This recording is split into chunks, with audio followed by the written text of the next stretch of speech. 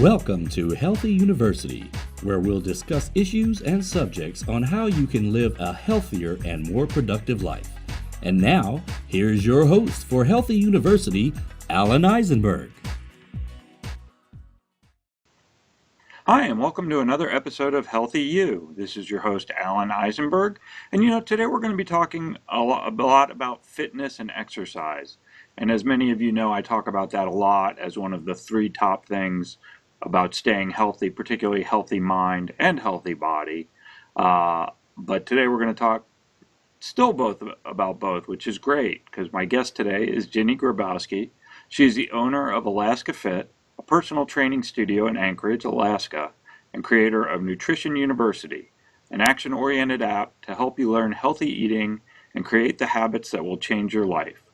She has an MS in exercise science and health promotion and has been changing people's lives through fitness and nutrition for over 12 years. So welcome to the show, Ginny. Hi, it's great to be here. I'm so happy to have you here.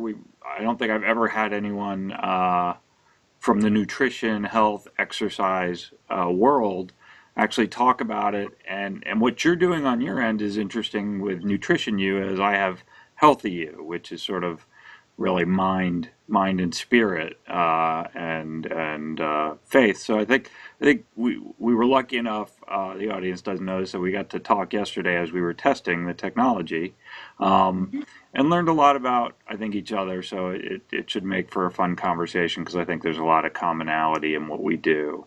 But tell me and the audience a little bit about what you do. You own a personal training studio. What makes your idea and your studio different from other fitness options that are out there?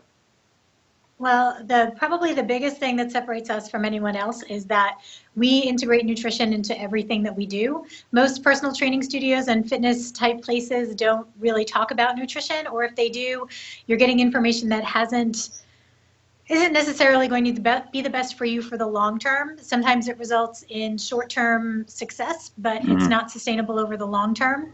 And sometimes the advice that you get can cause greater damage in the long run. Even if you drop weight really quickly, it can damage you for the long run. And so what we do is we incorporate nutrition into every program that we do. You're not allowed to come here and do fitness without nutrition. We let you do nutrition without fitness, but we don't let you do the fitness without the nutrition because we guarantee people's results. The only way to get great results is to make sure that you are working on the nutrition side of things too. Yeah, that's something that I had really learned early on, although I didn't quite follow probably for many years. But I when I was in college, I took a nutrition course, and the professor had said to me, or to the class, there's really only one diet, and that's a life diet. There's no magic special diet out there that's going to fix that. And talking about habit, and I think that's really a lot of people's diet comes from habit, and I know a lot of people who are either alone or work a lot of hours, they end up ordering out all the time. How do you break those habits? How do you start the process of getting people to start eating and enjoying, I think, eating different foods than they usually ate? There's a bunch of steps in the process, but what we generally do is we start people out with resting metabolic rate testing when they come in to see us here. And that just gives them a general idea of how their metabolism works and why eliminating calories and bringing the calories down super low does not serve them in the long run. Additionally, we hear all the time that eating healthy is really expensive, and it's really not. And I love sitting down with people and looking at what you're spending on the going out and the fast food and the quick fix kind of things versus if you were to just go to the supermarket and buy the food and make it. One of my favorite things that we talk about here is redefining fast food, because somehow going to places like McDonald's or Wendy's or wherever seems like a good idea because you just drive through and get your food and you're on your way and you can eat in the car. Well, except that usually the line at those places at a rush hour kind of time is going to take you, 10, sometimes 15, maybe 20 minutes that you're sitting in the car, maybe looking at your phone, maybe listening to the radio, maybe doing whatever you need to do to prepare for your day. In about 2.5 to 3 minutes, you can make a meal at home, eat it in another, say, 5 minutes, and be on your way. So you'd actually save yourself 10 minutes. You'd have more nutritious food that would actually fill you up, make you feel good, and help you to have a better day. And so we redefine fast food for people all the time. Yeah, and I've found that to be kind of true. Also, I think you developed sort of a eating habit. Like there's something I look Mhm. forward to in the morning, or you make yourself look forward to it. Like for a while it was smoothies. Now it's kind of this Yeah. yogurt granola thing I make. Um, and I was never a yogurt eater. I didn't like Yeah. yogurt, plain yogurt in particular. And so I was, it took me a while to really go, okay, there's something for me out there. And I think that's the thing that people don't realize, because the thing I always heard is, stay away from the middle aisles of the supermarket, right? Mhm. Work the outside. But Yeah. there's some interesting things going on that I've noticed, and I don't know, I'm interested in your opinion, which is, this movement now towards wheat-free food or gluten-free Mhm. food has Yeah. actually sparked some other trends which are really interesting, which is like vegetable pasta and Yeah. um, for me, I think what was I looking at? Just just some foods that were actually really good, but they were gluten free or wheat free, and Mhm. and they're really working into being able to eat these foods. Um, oh, I know flaxseed. So you see flaxseed meal all the time, and so I discovered I couldn't have fish oil, but fish is an important product, and it's like, oh, well, you can have flaxseed, and so I Right. put Exactly. flaxseed in the yogurt with the granola. So how do people figure it out? Find out what's as you do Nutrition University with people, how do they develop that habit, and how do you help them find those foods? Well, there's a couple of things going on there. One is the whole gluten-free thing. Some people definitely have a problem with gluten. A lot of people don't. A lot of people don't even know what it means to be gluten-free. They don't Hmm. really know what gluten is or why it would or would not affect them.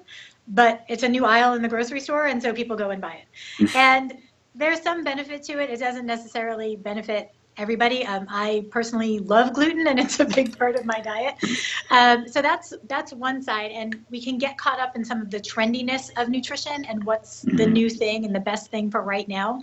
Nutrition University really does focus on the habit part of it, and one of the things with the Nutrition University is the information in there is not. There's no top secret ingredient. There's no one thing that's going to change your life and Yeah. make everything better, but it's how do you create these habits? And with all of the nutrition information that's out there on the internet, and there is a ton. Hmm. Um, Nothing tells you how to work it into your life. Yeah. So you can read all of this, and I find that a lot of people do that. They do a Google search for gluten free, and then that leads them to some other place where they find out about this other thing. And oh, did you know that this one ingredient can make a difference to blah, blah, blah? And they get very distracted by all of the information out there.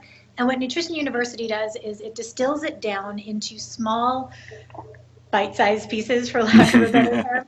But each video is about 5 to 15 minutes long, talks about one aspect of nutrition or another, and then gives you 3 to 5 action steps at the end of each video. So it tells you what to do to start implementing these habits in your life. Mm. And what I found in working with my clients is that's what makes all the difference. Because I can give you all the information in the world, but if I don't tell you how to use it and why does it matter to your life, it's Right. not going to make a change, and you're not going to make a change. It's not going to make a difference in your life. And so that's what we really focused on, was how can we make this where people are getting the information, but they're not just getting the information, they're actually taking steps to start changing their habits. Hmm. And it's all one step at a time, and I think that's something that people lose sight of. They think, as of tomorrow, I have to be good all the time, and we try to break that whole mindset, because the being good eventually leads to being bad or being not so good. And so Yeah. then people stop doing the things that make them feel good because they think they need to be bad, or, oh, I've been good for so long. So we try to remove all of that and just start to create, like you said, the life plan, Yeah. not the I'm going to do this for a little while plan. Yeah. And I know we were talking yesterday, but I'll bring it up again. sort of as a coach, and I think of us both as coaches. You're this Oh, yeah. a physical and nutritional coach, is not oversetting your goal or caveating your goal. Right. And I always say this, it's like, if I want to lose weight, not to throw a how long I have to lose it by type number in there.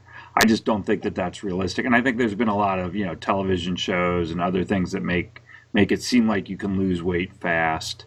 And, kind of what you said, it starts to lead to this, disappointment, or, we just got through the holidays, and of course there's tons of cheating in the holidays. You can't help it. How do you avoid that sort of that disappointment to giving up type aspect? How do you coach your clients to get past that? Because we all have our times when we just don't stay on it. It just doesn't happen, and for whatever reason, sometimes it's mood for me. I'm having a bad week. Absolutely. And to be able to survive that and accept that and say, it's really a 75%. You're not supposed to be 100%. You can be 75% and still be successful. Right. And that's really what it is. It's how do you balance all of this? How do you work it all into your life?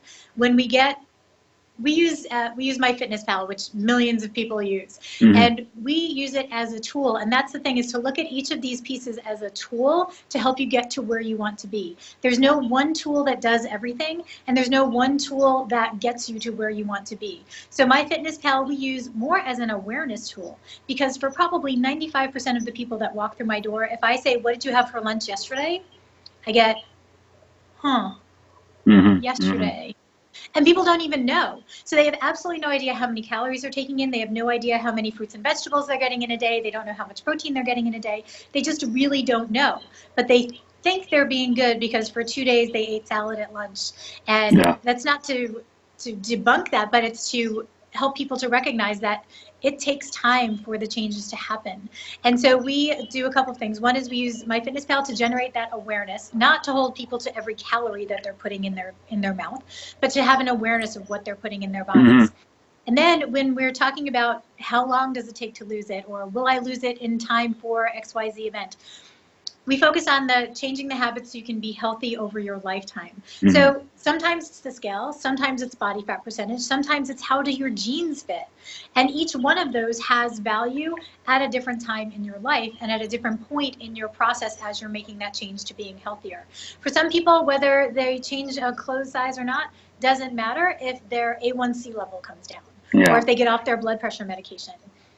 So it's going to be different goals for different people, and we strongly discourage I need to lose 20 pounds in 7 weeks, because your body may respond, it may not. Sometimes, as one of the things that we found with our folks is that we start the process and we have some expectation, kind of like, well, we'll see about this kind of weight loss as we start the process. But we had one client who had been coming here she had been here about 4 or 5 months, and our nutrition coaches who were meeting with her every single week said, something's not right, you have to go see your doctor, because she was on it. She had everything recorded, she was working out really hard, seeing no change. And every time she came in, once a week, my coach would say to her, you have to make an appointment with your doctor, something's wrong. And this went on for about another 6 months. And my coach felt like, oh my gosh, I'm nagging her. And I was like, keep doing it, because she hasn't made the appointment, and until she makes the appointment, we're not going to know what's going on. So she finally made the appointment, and when she did, she did a bunch of tests. Her doctor called her the next day and was like, oh my gosh, I'm sending you to see a specialist because you have Hashimoto's, which is a thyroid problem, an extreme thyroid problem. And she was really excited that she had the thyroid problem, only because it was a reason. Like, oh my gosh, there's a reason for it. So then she started working with the specialist. She still had to work for another 6 months on balancing her hormones and getting things worked out. And now we're like a year and a half later, but now she's starting to see the weight come off, and all the work that she has put in is paying off. So don't give up, because if things are not working, ask questions, sometimes go online and Google if you don't have any other support mechanism. But if you do, ask the coaches that you're working with, ask the people who may know, talk to your doctor, because sometimes it's not as simple as I just follow this formula and it works. Yeah, and I think the doctor point's interesting, because I was talking about, I kind of went on one of those habit diets, right? The Mayo Clinic one, which is probably a lot like what you tell your clients, I was saying yesterday to you that my favorite thing in it was don't eat them. You're not allowed to eat any food while you're watching TV. It's like you go, wow, that's pretty smart, because that's mindless eating, right? You're not mindful about what you're eating. So just being mindful while you eat. There's a whole methodology to people tasting their food. I'm a fast eater. Like I don't really get enjoyment out of eating. I just want to sustain my body. It's just the way I'm built and the way I do things.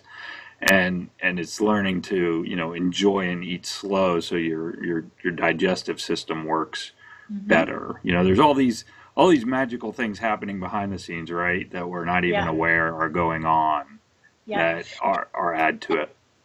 And you bring up a great point, that whole slow down, chew, swallow. It makes a huge difference. People complain about digestion. They're taking Nexium, they're taking the little purple pill, they're doing all these things, right? And if they simply slow down, taste the food, chew the food. One of the things I've talked about with my clients is you can have 4 Skinny Cow bars. I don't know if I should be saying the brand names, but you could have 4 diet ice cream bars, right? And what do they taste like? If you close your eyes and take a bite, it tastes like nothing. It doesn't even taste like cardboard. It has absolutely zero flavor. Instead, go to your favorite ice cream shop, have 1 scoop of the richest, most incredible ice cream you've ever had. Savor every moment of it. You won't need it for another 6 months. Right. Because you've enjoyed it and you can move on. But we all get caught up, especially, we all have busy lives and everything is about go, go, go, fast, fast, fast. And if we slow down, your body wants to be in, it's called rest and digest mode for a reason. So you need to slow down so your body can process what you've taken in. And there's all these things, 20 bites, 8 bites, 100 bites. Chew it until you can't tell what it is anymore. Right. And then swallow. So if you take a bite of a sandwich, you can't tell the difference between the turkey, the bread, and the lettuce. Then swallow it. Usually we take about 2 bites and then we're trying to choke it down and then we wonder why we have indigestion.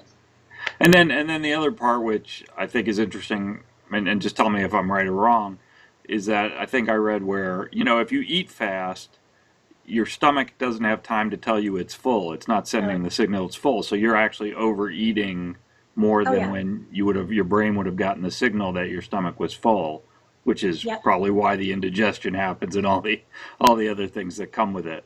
Yeah, well, it kind of all goes together. And what most often I hear that from my clients when they have not eaten all day. So they may or may not have had breakfast. They probably grabbed a cup of coffee on their way into the office. Lunch was too busy. I had to work through lunch. They get home and of course they're starving. Right. They're literally starving. And then they just start, it starts with the cheese and crackers while I'm making dinner or something. And your body is so hungry that you eat much faster, you eat much more than you need to, and then because it takes about 20 minutes for your brain to catch up to what you've taken into your stomach, by that point we feel overfull, and now we don't feel good, and it sets up that disaster cycle. Right. We have to take a quick break, but when we come back, I'd like to delve into, I think, some of the chemical things that are going on in our bodies, particularly when we exercise and eat. I think a lot of people don't really know, all of the chemical reactions that are both positive and some which are negative when we eat what we eat and when we treat our bodies the way we do, and how that affects our mental state. So if you'll hang around just a moment, we just need to take a quick break, Ginny, and we'll come right back with more Healthy You. Okay.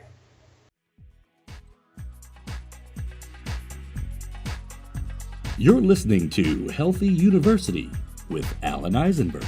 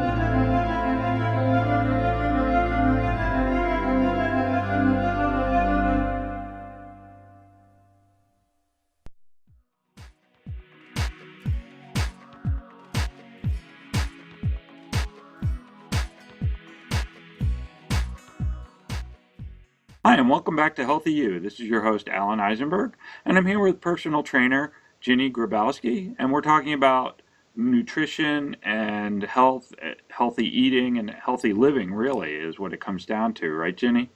Absolutely. And so one of the things that we didn't hit on, we talked a lot about how you can improve your body, but nutrition actually plays a big part, and fitness plays a big part in your mind as well, right? Oh, absolutely. Absolutely. Yeah. More than So people think. yeah. So what, like, in what ways? Like when you're eating the right foods, or when you're, starting to exercise and do these things that maybe people haven't done, and through your program, what are some of those benefits? What are the things that we really don't know about ourselves? I think sometimes why I say eating and exercise are so important. I Well, know what the answer is, but I think a lot of yeah, people don't. there's a few things that go on. One is, as a general rule, the more fruits and veggies we eat, the more antioxidants we're going to get into our system, the more fiber and more beneficial phytonutrients are in an apple than in most other things that you can eat, most other fat, certainly more than in most other fast foods. So you have a couple of things going on. One is going to be just that antioxidant and fiber piece. What a lot of people don't know is we hear a lot right now about probiotics and taking probiotic supplements, and you can Hmm. do that. But here's another way to get better gut flora: eat more fiber. The Hmm. good gut bacteria eat good fiber. And so if we're eating more fiber, we get better gut bacteria without having to spend money on supplements and all that. Exactly. All of that works together. Something else people don't know is they may have heard of serotonin, which is a neurotransmitter. When we hear neuro anything, we usually think it must be in our brain, right? It's a neurotransmitter. There's actually more serotonin receptors in our gut than there are in our brain. Hmm. Serotonin plays an important role in your ability to sleep well. It plays an important role in mood. So your depression levels or your feeling good can be affected by how much serotonin is circulating through your system. The better we eat, the more serotonin we have in our system. Sunshine plays a part in that. So not Hmm. just going to the gym and working out, but get outside during the day. Even Yeah. if you're not getting vitamin D from the sun, which we don't always get vitamin D from the sun, but just being in the sunshine will help serotonin to be circulating more. You add to that the endorphins that you get from working out, Hmm. and I get this all the time from people. I run, I don't like running, I don't ever get the runner's high. That's okay. You don't have Yeah. to get the runner's high to have endorphins circulating through your system. For a lot of people, when they're in the workout, no, they don't feel great. They feel tired and they feel sweaty, but they find they have the good feeling that happens later on in the day, or sometimes even the next morning they wake up with Hmm. more energy. So all of those chemicals and things work together when we're giving our body what it needs from a nutrition standpoint and giving our body the exercise that it needs. And my favorite statistic with exercise is that so many people are on antidepressants. And I don't Hmm. know if it's more up here in Alaska because of the darkness, but Hmm. so many people on antidepressants. They are prescribed like candy. No, it's worldwide, nationwide, definitely Yeah, in America right now. Yeah. right. And here's the thing. If you read the studies, exercise is more effective at treating depression than antidepressants. Yeah. Well, Exercise is documented more effective. It costs you nothing. Go yeah. outside for a walk. And I'm not saying your walk is going to cure your depression, but the more you move, the better you feel, the less you're going to have to deal with that. At a minimum, reducing medications, in many cases, coming completely off of the medications. Yeah. And one of the things I talk about, and I think that any psychiatrist, anyone who's prescribing medication isn't the cure to No. anything. It's the allowance of you to be able to help cure yourself.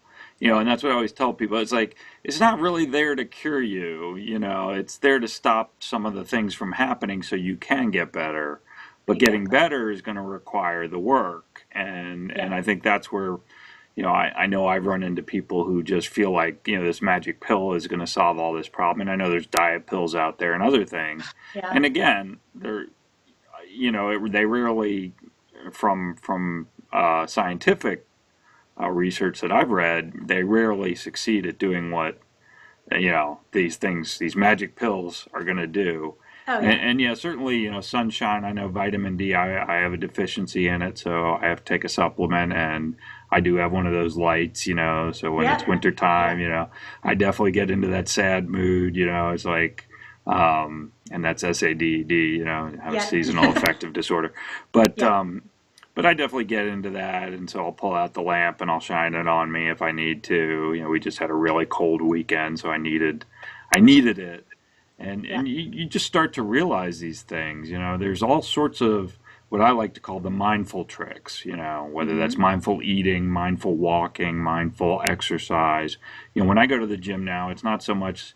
Oh, I'm not a big running fan, but Right. I'm being mindful. I'm listening to music that I want to listen to, or listening to a book. I found a lot of great satisfaction out of Hmm. listening to a book on tape while at the gym, because Hmm. time flies. I'm enjoying the book, and I'm just on the workout machine.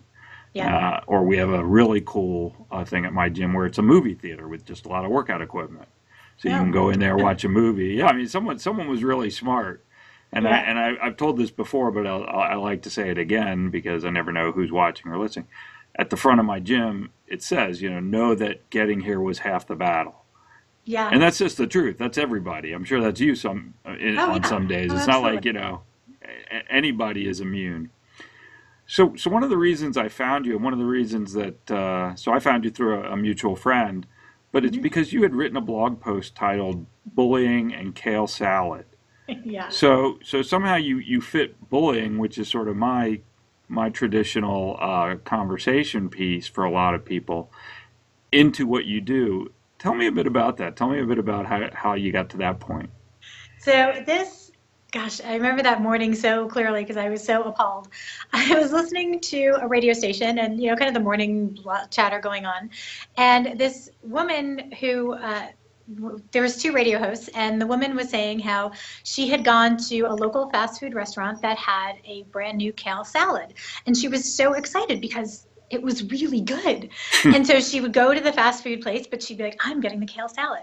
And so she's telling her fellow radio host about it, and he starts berating her for getting the kale salad. And Mm, he's just like, "Oh my God, why if you're going to go there, why would you get a kale salad there? Like why would you do that? And why would you do something healthy like that? They have great french fries or whatever it is that they have." And I'm listening to this and I'm like, she's trying to make this one tiny little step toward being healthier. And she is being bullied, like, mm, because on top of this, the radio host, because it didn't stop there, he's like, all right, our listeners, call in and tell us what you think about this. So mm. then the listeners are calling in and they're saying, oh my gosh, why would you go there and have that salad? Why would you possibly have it there? Super Yeah. giant burger thing is so much better. And I'm like, oh my gosh, this is a real thing. When people try to start eating healthier, your friends, loved ones, right? Everyone who loves you just the way you are. The Yeah. problem is they love you just the way you are. If you try to make a change, they don't want you to make the change. And they will come in and do Mm, things like this, like make you feel bad because you're making a healthy choice. And it's just wrong. And this is one small example, but I think this happens in people's everyday lives. yeah. And when they are trying to do something like, maybe you and your significant other have beer and pizza night every Friday because it's been a long week and that's what we do. And you say, honey, I'm going to get a salad to go with my pizza. And suddenly it's like you're breaking up with them because you're changing the tradition. And that's not what you're doing. You want to feel better, look better. And if you're feeling better, you're going to be better to the person that you're with. And so seeing that, I remember, like I said, I was listening to this and Mm, I was so horrified. And I just thought, I just have to write something about this because people need to know that number one, they're not imagining it when they're trying to make a change in their life. This really happens, and they're not alone. This happens yeah. to every single person who tries to make a healthy change. And we Yeah. wonder why we have obesity problems and people have such a hard time. Well, this is why. Mm.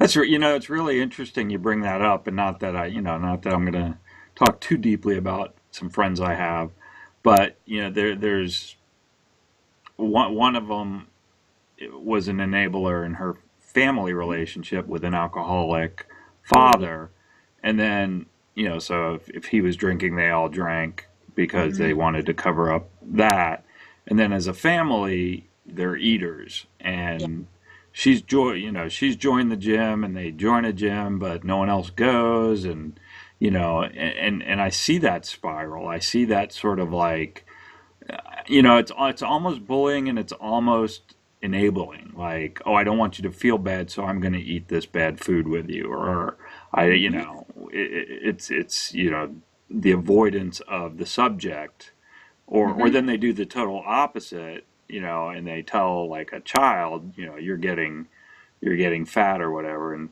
Oh, there's yeah. a really good show. I don't know if you watch it, but This Is Us, I think, is one of the best written shows today on TV, and they had an episode last night which was all about that, sort of all about how each kid felt slighted by others, and this one felt completely slighted by the family. And it was interesting to watch, because again, I think the writers are very smart on that show, Hmm. and they flash back to when this, the first time this kid, this adult now, felt this way as a kid, and how that built up over time.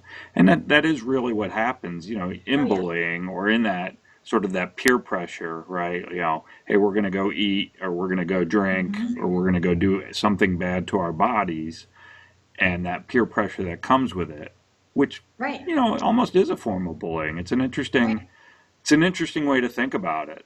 Um, And when I was watching this, like I said, just it totally, because he was kind of beating her up for making the healthy choice and then inviting other people to come in and do the same thing. And I was yeah, just like, I was horrified by the whole thing. And like I said, it happens all the time. And we celebrate being bad, right? We celebrate, oh, I went out last night and I ate the blah, blah, blah and drank yada, yada. And oh, I feel so bad today. And people, oh, that's so bad. Oh, too bad. Yeah. So do you want to go out tomorrow? And then they just repeat the process. And I'm like, okay, it's a mindset. It's a really different mindset. And helping, if instead they had said, well, good for you for being the smart one, we're not so smart. We're having all this junk food at this place, but you're having a kale salad. Good for you. Would have been a yeah. completely different conversation. But that conversation almost never happens. And it's interesting on the flip side with these fast food restaurants who, you know, I think people are getting smarter. People are Hmm. realizing, how food is affecting them. There's more evidence of these issues. Yeah. And so some of these fast food chains are trying to come out with these specialty foods, and they're not having a lot of success because really, I'm not going to go to a fast food place to go get a kale salad. Right. That's just not, that's not where I'm going to get it, because I can go get it like at the store, and like you said, in 5 minutes have a kale salad ready at home. You Right. know, Right. have it But have it ready. it's a nice option for when you do find yourself like, oh gosh, maybe you're at an airport, right? And there's no other option and you go into the fast food place and oh, hey, they're here and they have a kale salad. Awesome. So it's nice to have that if you Hmm. are trying to do Yeah, better. And for some people that can be like a starter, right? I normally go and I get the big fat burger with the blah blah blah, but you know what? Maybe I'll add the salad to it, or maybe today I'll do that instead. I'll give it a try. And so it can start making a change for people. yeah, yeah. Not for everybody, but it can be a way to get them moving in the right direction. And there are other things like, healthy snacks, like, at least from what I understand, certain nuts that Hmm. you Oh can yeah, buy, right at any convenience store like 7-Eleven or whatever, a bag of almonds, right, and look for the ones maybe not with the salted ones, but they right, can be roasted or whatever. exactly. But an almond is like an amazing product in Yep, health, right? It's got a yep. lot of great qualities. Walnuts, other nuts, even peanuts. I think all nuts have some good quality. In Hmm. fact, I know peanut butter was on my Mayo Clinic list. There's Yeah, nothing oh wrong yeah. with peanut butter. Um, it's a good food for you. And then Hmm. when I went to the store, there's actually Smucker's natural peanut butter, Yeah, which, well, it didn't taste that good. And what was interesting about it, actually had more calories. Of course, it has less sugar.